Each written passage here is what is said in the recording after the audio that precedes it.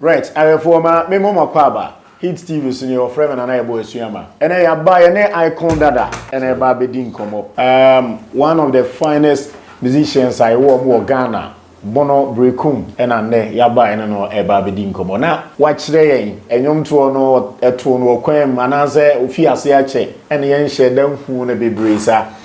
Senia yaba na studio so Hit TV. Di o hwe ha na studio ne wo no. Benin, mete say mobile hanam ni say mobile na fire extinguisher be 4 ADHD. Because Hit TV there the hits na. Yes. And the hit in one hand. Na janta. And then the agent. I saw a gentleman, and a couple of gentle team. Yeah. Thank you very much. Thank you very much. You're welcome. Who is Icon? Icon is a Ghanaian. This question is a question I mostly find it difficult to answer because, like, I can't. Like, I'm still learning myself. I don't even know a lot about myself. Yes. Until you are very old and you want to die, that's when you can begin telling your underlings, like your kids, your grandchildren, like who you were, this. So they will be able to tell a lot about myself. But if I'm going to go really, like to tell you, I'm somebody who don't believe that something is impossible. I believe that everything is possible. I believe in the fact that there's no rich, there's no poor by birth or by nature. It's your mindset, how you set your vibe, how you foresee things, how you would project your dreams that will let you either be poor or rich. You understand what I mean? Yeah. So for me, the little I know about myself is I'm a go-getter. Whatever I want, I go get it. It's not like by force. You understand what I mean? Yeah, I do. For instance, if I want to get a car, no, I need money to buy a car.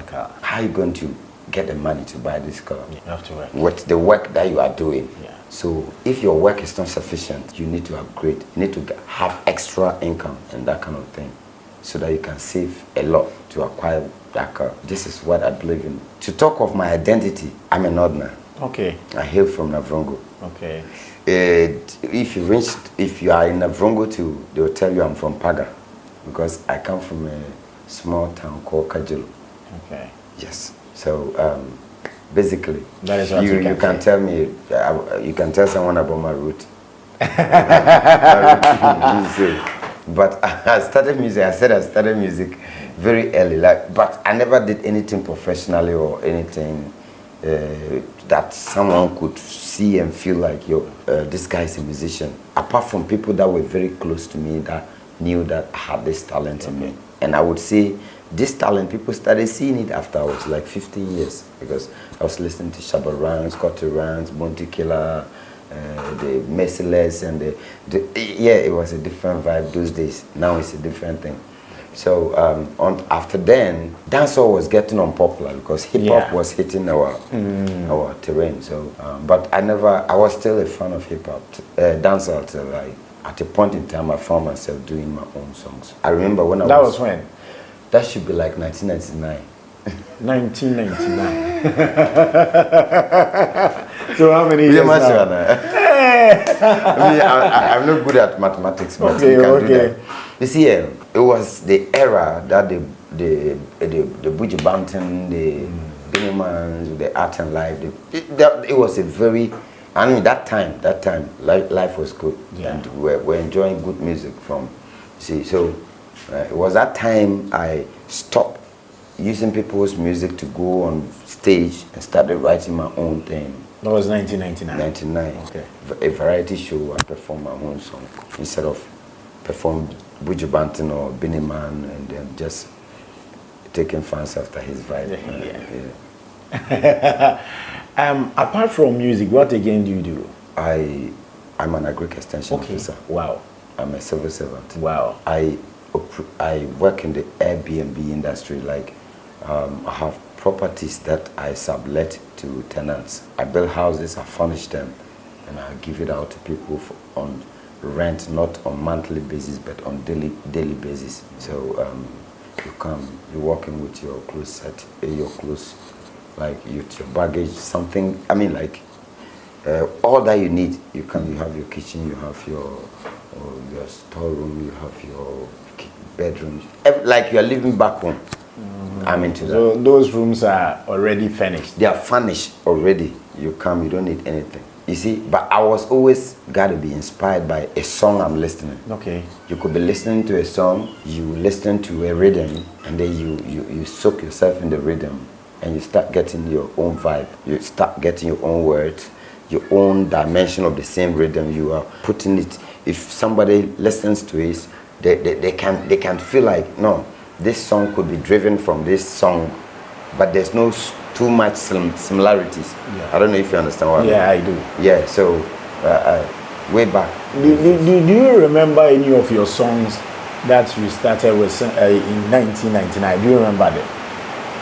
Yes, I do have. Can you sing a little for us? I had a song there. As way back then, hip life was just new. Yeah. And you couldn't make song in the foreign language for Ghanaians to accept it. It was having to be like, you've got to use the local language. Yeah. So I tried to tone my dancehall from the patois to Twi. I remember I had a song that anywhere I performed that song, people were dead. Kumasi Krofum, I performed it. The Champs of Variety Shows, I performed it. I performed this song at a street jam in Bantama High Street. I performed it at Baba Yara Sports Stadium. And it's like, people who haven't heard it before, they hear and they are dead. I had a song like, I can't be mama me kwai hinana jui obi behu yesi menye mapune menye ene Ghana isu obi aranye. Then I featured a girl called Helena. Then she would come like, I can reba mama me kwai. Then I would come. It was a call and response. It was a mad song. Wow. So anytime I would perform that song, I've got to have a female, and she was a married somebody those days. So I couldn't get her anytime I would perform, but I've always got somebody to deal with me. Are you married? Not yet. Do you have kids? Yes. How many? I always want to keep my private life to myself. This is my private life. This is my personal life.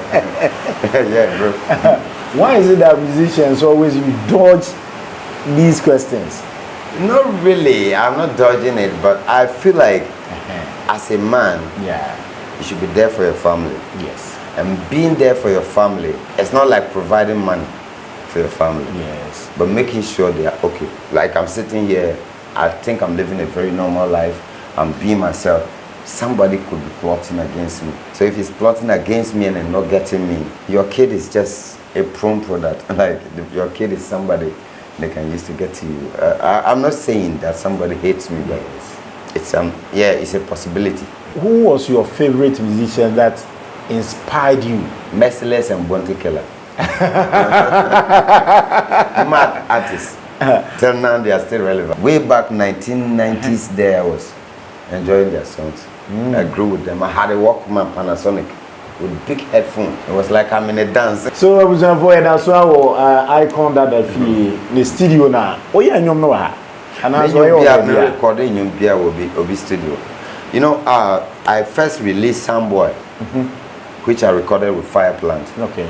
And that song was done by King D. If you know King D, you know him. Yeah. I did not go to Accra to record in the studio. I called him on phone. I have the project, and it's you I want to work for me. So we bargained. He gave me his bill, I paid, and he came home in this studio. I have the videos. And then we recorded the song. Wow. The next song I had it with them and beat. That was double. That one too. There, you know, in Brong Ahafo, he's the finest. Yeah. He was battling with King D until King D left the city for a bigger city and reigning there. There now, I would say, I'm speaking from my mind.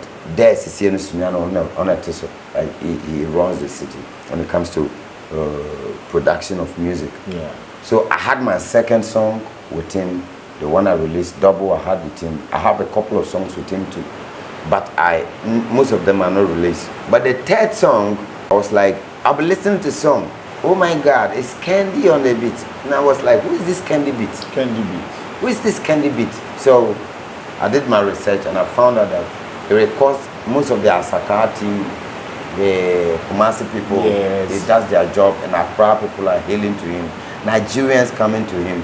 So I had him on the phone. I'm like, yo, I wanted to work for you. So how much you taking this? He said he's not going to take any money because we met on an event. He wants to be my friend or a brother, so we can meet. So I even tried to send him money for transportation to my residence. Yeah. He said he was cool. He came home at his own cost. Then we did like straight 2 tracks. We did 2 tracks on the road. He didn't take any money, but I know he charges a lot. But he did it for free, and he became family. So I enjoy using this studio than any other studio because this is where I feel comfortable. Yes. Currently, how many albums do you have? No, I don't even have an album outside it, but I have albums unreleased. For now, how many tracks do you have? I have 3 tracks out there. I have Samboy, I have Double, and now I have Don't Mind Them out there. Don't Mind Them. Yeah, which is that is the current one. Yes, please. Yes. And you said another one is coming too. When I'll be releasing Pray before November. Let's come back to Don't Mind Them. Why Don't Mind Them? Yeah, most times when I'm talking to people, they kind of see Don't Mind Them to be like a root track or something. Yeah. But I see Don't Mind Them to be a motivational track because it's not even dissing nobody. It's not even talking about negativity in the song. Yeah. Don't Mind Them is like, it looks like whatever you will do in this country or in this world, people will have something to say about it. Be good. They say this guy is too dumb. Be too smart. He's a thief. He's too smart. I mean, like, everything you do, they will say. And all these things are triggered by envy. Or tiny money per this angle assembly. No, correct. Because I didn't know where Cassie was a man, you know. The next minute, I don't know yet. Because as at that time, he did not have the means to acquire that. But you could. Yeah. It was saying, yeah. The moment you drop it, the time comes, he's gained the ability to do it. Yeah. Now they will distinguish, like, and what the end the net to say, hey, bet near me. So, don't mind them. Like, if you know and believe in what you are doing, don't mind them, whether good or bad. You won't say on your come Tia to say yes, nice beats, nice videos. How do you get onion way? Also die. And I say, well, how do you get them? So that they charming because one night to me soon they were 77. See, I did charming now, and then who's the one from day 77? Because maybe to me soon they part 1 and 2. Me soon they now prep na me team near. Messiah say me to us what die corona is but no see the part to see avo forever. Because me ta die here. See, die corona is. I don't even remember my dreams, but you see.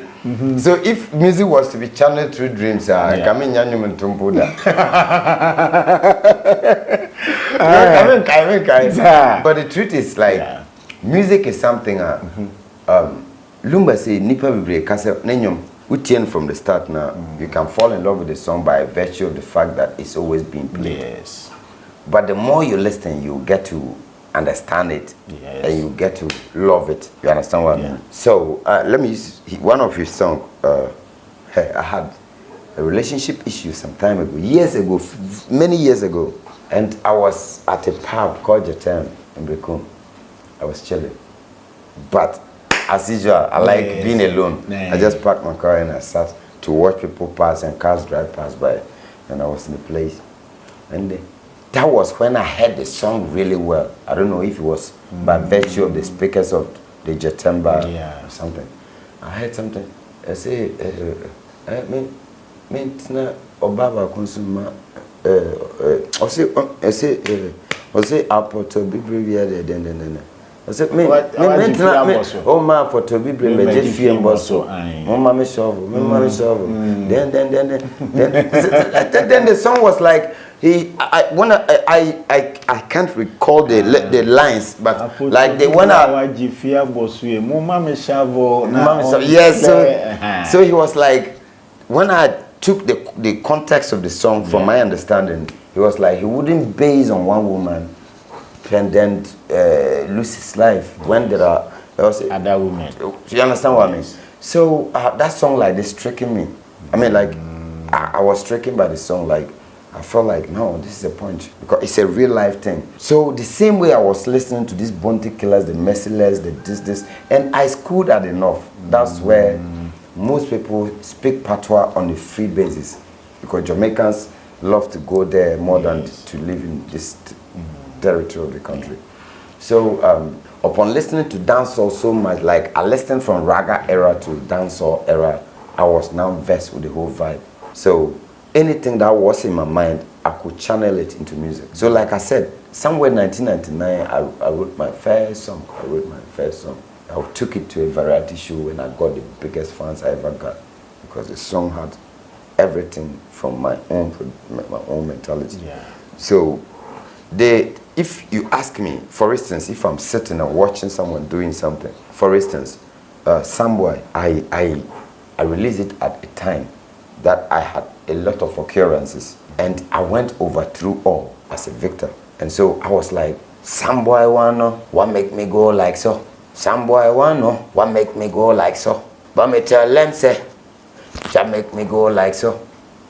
Then me tell them again, just make me go like so. Then the guy I featured will come, just take me nobody, tell me as somebody without asking anybody. Just take me nobody, tell me as somebody without asking anybody. Then I will come back again like, so open your heart and reel. So just enter your heart and deal.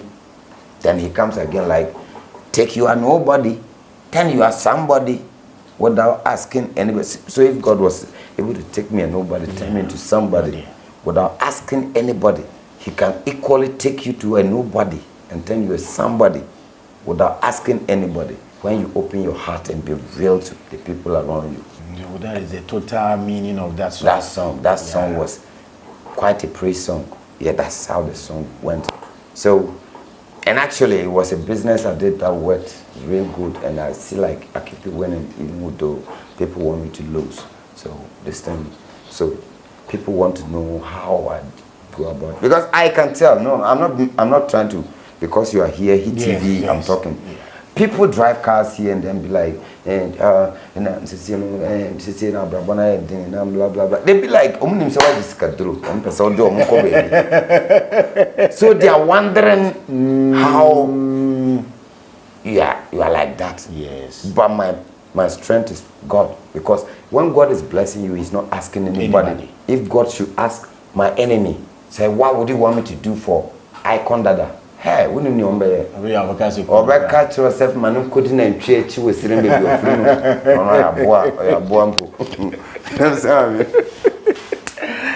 that's my man, Icon. Yeah, that's it. So for any Icon Dada, one of the finest musicians Berekum and Ghana, any other didn't come up. But who copy a shatter and I say, on no copy. And it will be a year. I would like the last one. It will be a year. Good. If you listen to our songs, it's too far apart. See, dancehall has got two tones. Okay. You either have that tone and I have. It's not like, listen to my voice. That's how I talk. Yeah. That's me. I'm not trying to copy nobody. So when you expect me to say, I'm not giving nobody. How am I going to do that? I can't do it. This is me. My voice is deep. Yeah. I would sing the same way. You understand what I mean? I do. So I wouldn't say no, because I remember way back. Let me try to be very perfect. Somewhere 2000 or 2001, 2002, Shatawale had a song released, Bandana from Ghana. Yeah. That was the time I also had my Icon nebe mumma me kwan hinana joyi hobi bewu yesi menye mapene menye enne. Oh, like that song was released around the same, and that stage, Baba Yara Sports Stadium, that I performed that night, we were like, as at then, my song was not released. It was a demo.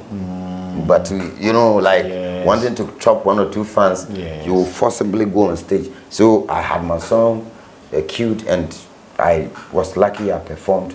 But Shatawale came with Ghana flag very high and bandana from Ghana.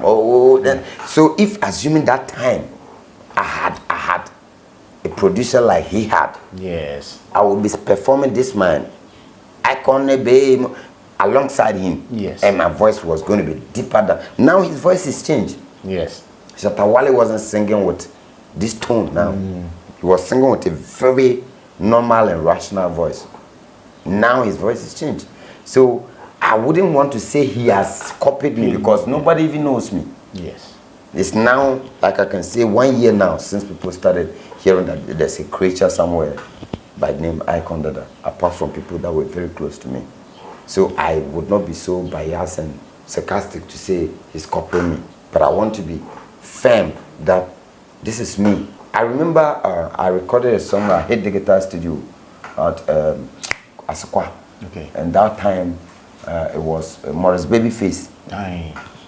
He told me, hey, voice in it, well, Abrante voice in the Jamaica for voice and the Nyejuma this time. There was all completely no bito. Ubi a mesmenti tree ni ye. Not just of parties to me, you know. Najai, ku career no. Or the no one okuna na se no Okuna. But net the answer crime who be was here. But still yes. Yes, I share this part of the music that's why Jina Ho didn't come up. What has been your biggest challenge starting music? The challenge I'm not going I will always say like our disc jockeys, the DJs on the radio stations. Yeah. They would say the artists don't take care of them since Payola has been sidelined. Yeah. But if you take care of them, they're looking for the next one. Yes. They don't play your shit. That's a big challenge because I know a few guys. Let me use Broma Hafo for example. I know a few guys. I'm not mentioning names. We have people that when you give them your song, they play it 2 days, they stop playing it because they had spent the money you gave them. Yes. I know somebody who was very close, very close to me. Very close to me. You understand what I mean? Yeah. Very close to me. That at a point, when I was doing my promotion for the first song, I had to invite him home and let him advise me. And even I funded him to talk to the DJs instead of me talking to the to the DJs. To meet them and then. He did that too. He did not spend the money. He did the job. Very clean job. There was one guy who played the song only once and never played it. Himself, that I allowed to do that job, he's one of the finest DJs. You go to every club, every party, he's bashing there. But you know what? I'm a party animal. I've never gone person be my friend. I've hosted him in my house a couple of times.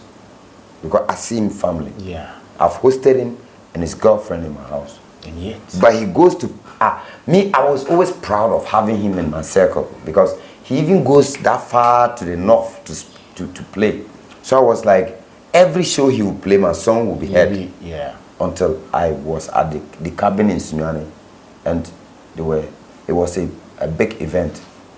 I was with Yautor, Candy Beat, and so because Yautor was performing there, my song wasn't heard. Until then, my beat walked up to the stage and said, "Yo, bro, when I come that I knew Hana, nipa be brain never prep say I come that I knew person." Yes. Almost on bus stage so I know what travel. I say, "I know my computer back so I As a DJ. Not as even a DJ, as my friend. Yes. That I send my song to you a couple of times on phone. You can't copy the song onto the PC. You can save it into your inbox or drive box, and then come on, fuck. So I started feeling like most people be fighting DJs. It's not their fault. I was always like DJs also no more abusia for. They will need to feed them. Oba no one physical some amba we feel lazy. But this is me who was ready to deal with my vibe like sika mo I'm pulling it out because it took me years to get back to music because it would be frustrating when you mama to